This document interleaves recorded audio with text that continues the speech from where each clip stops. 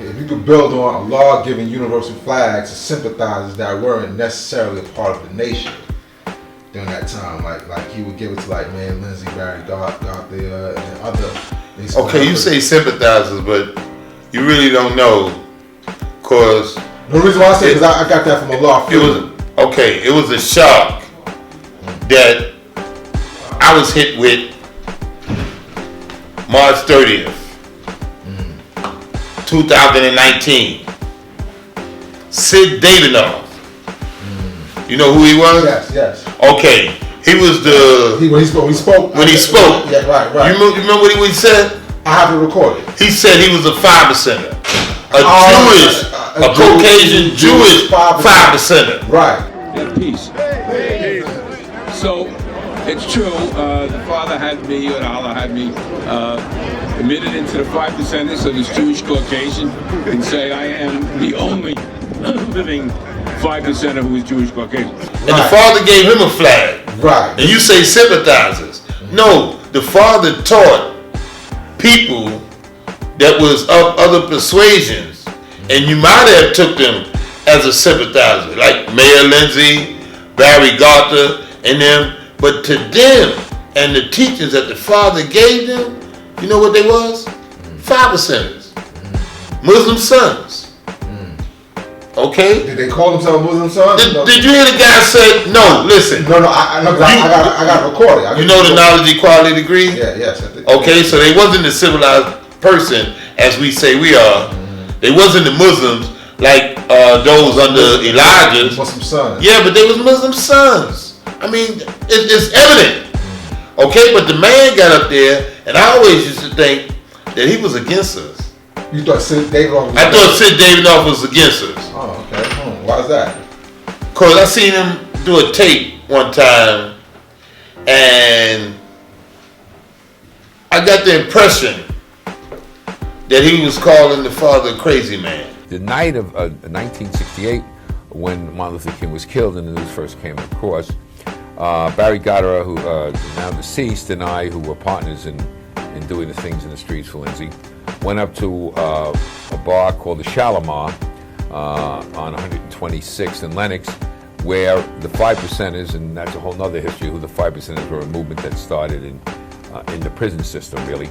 So these were a lot of ex-cons, and their leader was a guy named Allah. And we had formed a relationship with him for quite a period of time. Helped develop programs for him. He was crazy in a way, but he was also someone who was respected by a group of individuals that was difficult to get to. The police didn't want to get to him. There was no one else. They were outcasts, and he brought them in, and we had a relationship. I think I did see that. But I looked at it again after he made that statement that he was a 5%er, and I seen the context, in which he said it. That they said that when he read the report that he was a crazy man. That's how they said it. But to him, this was Allah. But when I first heard him say it on the tape, I recall it looked like to me that he was calling the father a crazy man. He was crazy in a way, but he was also someone who was respected by a group of individuals that was difficult to get to. But it wasn't. He was repeating what he had read in their reports. Now that's something that I have to go back, because I do remember seeing. I didn't make the connection that was the same individual. There's one story that sticks out that's the most important to me. That particular time was the night that Martin Luther King was shot, assassinated. That was the same. That said that he would come up to Harlem with Mayor Lindsay and during the riot. During the riots from Martin Luther King. He did. When he got killed, and that he said that there was a man named Allah, and he said, from what I recall, he said, he was a little crazy. He was crazy in a way. But he had things in check. Exactly. Right, at that time. So, they said he was a little crazy, but he had things in check. Right. And Mayor Lindsay wanted to make that made it clear. Connection with him. Right. Yeah. Yes. Okay. Now I gotta make that go back and look at the video. Yeah, you can see it. I had to go back after he said that. And the father See, a lot of people don't realize that when we first got the flags, it was not one of us had to quote a degree to the father. Not one. Right, so that's what I wanted to ask you about. Oh, there was some flags on the table, and the father told me, "Dad, look through the flag, see my flag was there."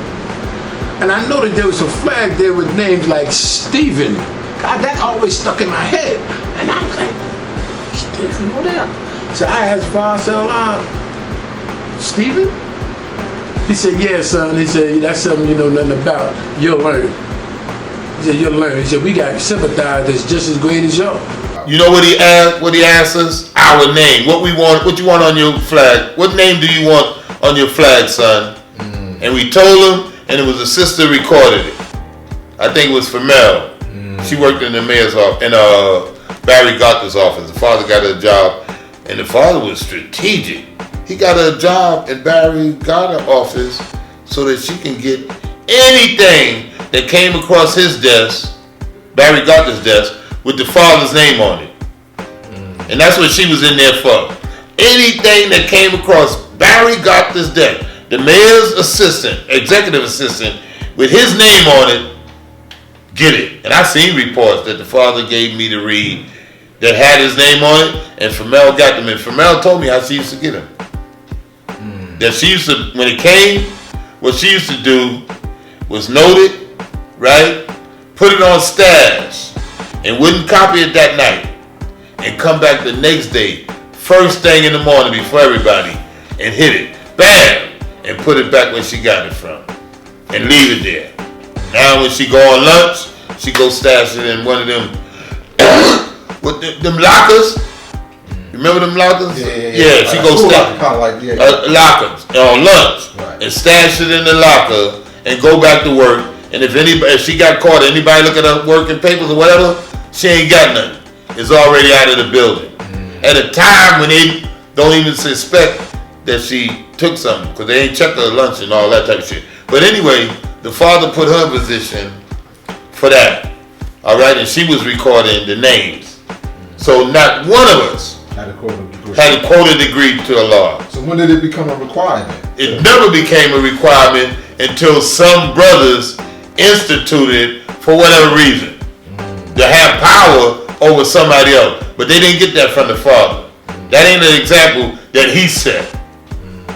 They got that because somewhere along the line, they wanted to have power over the next man. Well, I mean, do you think it was because, like, at a time, like you know, when the father returned, like, there were brothers who were coming and, you know, kind of like trying to infiltrate? It wasn't. That's bullshit. I was here. I couldn't even tell you one brother that was coming to try to infiltrate anything, because we was threatened. Niggas wouldn't even think about coming around us. Right. No. Look, Robert Walker's a perfect example. Right? He came with that firstborn Muslim shit, and he was taught by the father. And the first day that he came home, he was chased the fuck from amongst us. Excuse my expression, sis, but he was chased from amongst us the first day. That's how sharp we were. A person wasn't laying around us with no BS. Right. And Robert Walker was highly qualified. When before he went to Manawa, he had a crib, and we used to go to his crib and smoke and everything. And he was qualified. He had the teachers. But he went buggy somewhere along the line. If Mecca did this.